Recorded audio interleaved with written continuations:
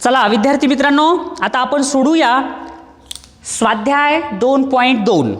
यामध्ये अगदी 10 प्रश्न आहेत आणि हे 10ही प्रश्न तुम्हाला व्यवस्थित सोडवायचे आहेत. सगळ्यांनी आपापलं पुस्तक हातात घ्या आणि या पुस्तकामध्ये हे जे काही प्रश्न आहेत ना स्वाध्याय 2.2 मधले, हे सगळे प्रश्न मी वाचणार आहे. तुम्ही काय करायचं आहे, हे सगळे प्रश्न तुमच्या पुस्तकात पहा आणि पुस्तकात पाहून मग स्पष्टीकरण समोर ऐका. मी तुमच्या सगळ्यांनाच यामध्ये स्टॉप वॉच आहे, या स्टॉप वॉचमध्ये बरोबर 10 मिनिटाचा वेळ लावणार आहे. आलं का लक्षात? आणि 10 मिनिटाचा वेळ लावून, आता 0-0 केलेला आहे मी, 10 मिनिटाचा वेळ लावून मग तुम्हाला ते 10 मिनिटात 10 प्रश्न तुम्हाला सॉल्व करायचे आहेत. रेडी सगळेजण? वेळ सुरू करतोय मी आणि वेळ सुरू झाला, स्टार्ट. बघा पहिला प्रश्न आहे. जो प्रश्न आहे ते व्यवस्थित वाचायचा. किती दिले? 990 आणि पुढं 999. आणि काय म्हणलंय, ही संख्या अक्षरात कशी लिहाल? मग अक्षरात लिहिण्यासाठी आहे पहिलं वाचन करा. 9,90,999 म्हणून पर्याय नंबर किती आलं? बोटवर करा, 2. करेक्ट आहे, 9,90,999. पुढचा प्रश्न पाहूया. दुसरा प्रश्न, सर्वात मोठ्या 7 अंकी संख्यापेक्षा. मग तुम्हाला हे सर्वात मोठी संख्या माहिती पाहिजे. सर्वात मोठी 1 अंकी संख्या 9, 2 अंकी संख्या 99, 3 अंकी 999, 4 अंकी, 5 अंकी, 6 अंकी, 7 अंकी. ही सगळ्यात मोठी आहे 7 अंकी. काय म्हणलंय? सर्वात मोठ्या 7 अंकी संख्येपेक्षा 1 ने लहान असणारी संख्या. म्हणजे ह्याच्यातून 1 वजा करायचं. म्हणजे 1, 2, 3, 4, 5, 6 आणि हे आलं 7. 9 मधून 8 गेले.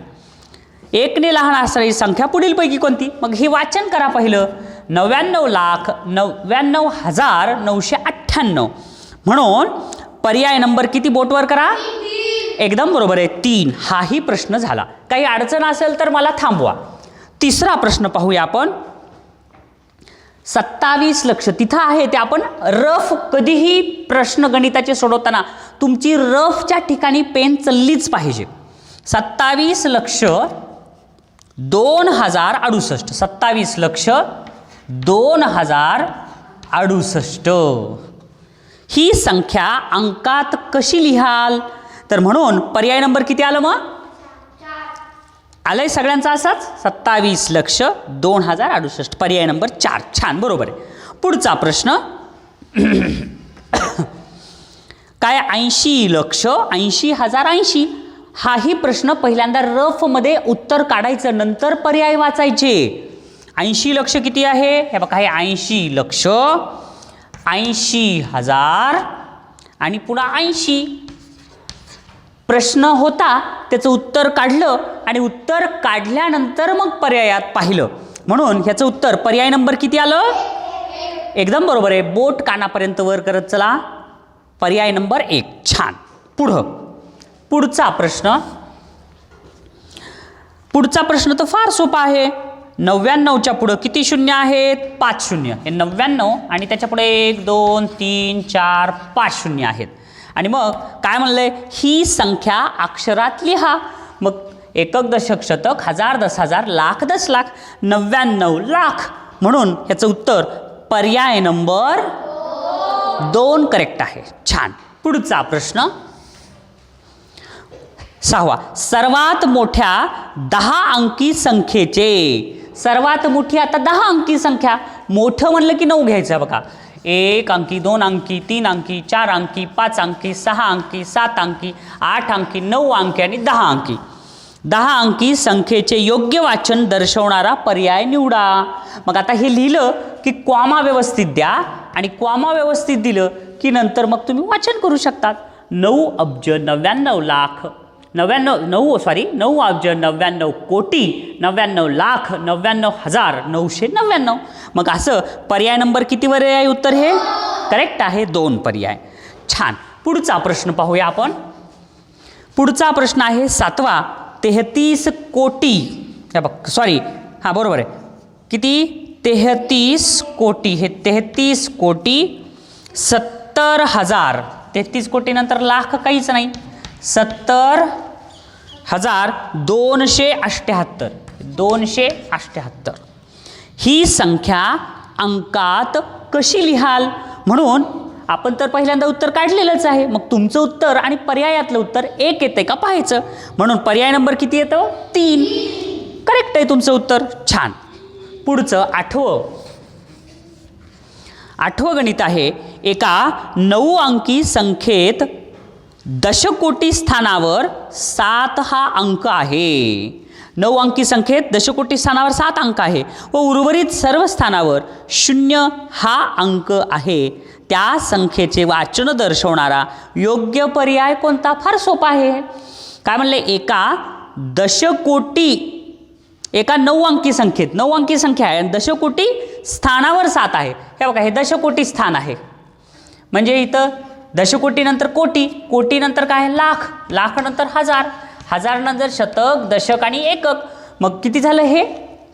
70 कोटी. म्हणून पर्याय नंबर 8व्याचं 2 उत्तर बरोबर आहे. पुढचा प्रश्न पाहूया. 9वा. चढत्या क्रमानुसार प्रश्नचिन्हाच्या जागी कोणती संख्या येईल? आता चढता क्रम म्हणजे तुम्ही नेहमी वर गच्चीवर जातात किंवा पायऱ्या चढून जातात किंवा एखाद्या मॉलमध्ये गेल्यानंतर एक्सिलेटर असती, ती पायरी कशी जाती? पहिल्यांदा अशी अशी अशी अशी अशी अशी वर जाती की नाही? ह्या पायऱ्या वर जाण्याच्या दिशेला म्हणायचं चढता क्रम. आणि उतरती असेल पायरी अशी अशी अशी अशी अशी खाली येऊ लागली तर ते काय म्हणायचं? उतरता क्रम. समजलं? छान. मग आता आपल्याला प्रश्नात सांगितलंय चढत्या क्रमाने. पहिल्यांदा दिलंय 23,25,921. हे 23,25,919. 919 इथं प्रश्नार्थक चिन्ह आहे आणि इथं दिलंय 23,35,919. ठीक आहे. आता तुम्ही फरक पहा. हे 23, इथं 23 लाख आहे, तिथं 23 लाख आहे, इथं 25 लाख आहे, इथं 35 लाख आहे, इथं 919 आहे, तिथंही 919 आहे. बरोबर आहे. म्हणजे आता हे मधला भाग फक्त वेगळा आहे. आपल्याला सांगितलंय चढत्या क्रमाने, म्हणजे ह्याच्यापेक्षा हे मोठं असेल आणि ह्याच्यापेक्षा हे मोठं आहे. बरोबर आहे. म्हणून आता इथं पर्याय नंबर ह्याचं उत्तर किती येईल? मग 1 बरोबर आहे. 23,29,000. 25च्या नंतर 29,000 आणि 29,000 नंतर 35,000. छान. आता शेवटचं गणित राहिलं आहे आपलं 10वं गणित.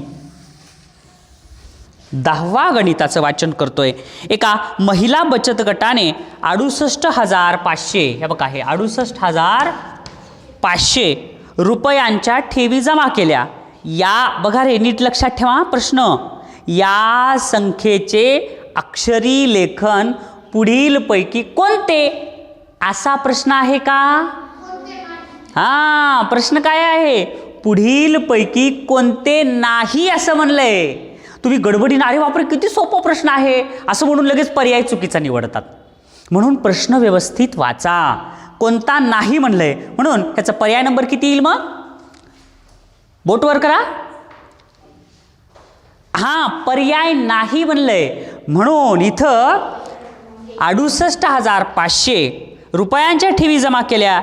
या संख्येचे अक्षरी लेखन पुढीलपैकी कोणते नाही? पहिलं 68,500. हे 68,500 पर्याय आहे. नाही म्हणलंय. 68,500, 68,500 पण आहे.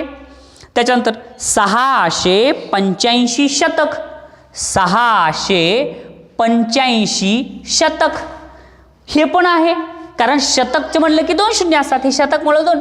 तिसरं पण. चौथं 685 दशक, 685 दशक म्हणलं की किती शून्य येते? फक्त एकच शून्य येते. मग हे उत्तर म्हणून 10व्याचं उत्तर पर्याय नंबर किती? 4. समजलं सगळ्यांना? छान. अशा पद्धतीनं आपण किती वेळेत सोडवले माहिती आहे 10 गणितं?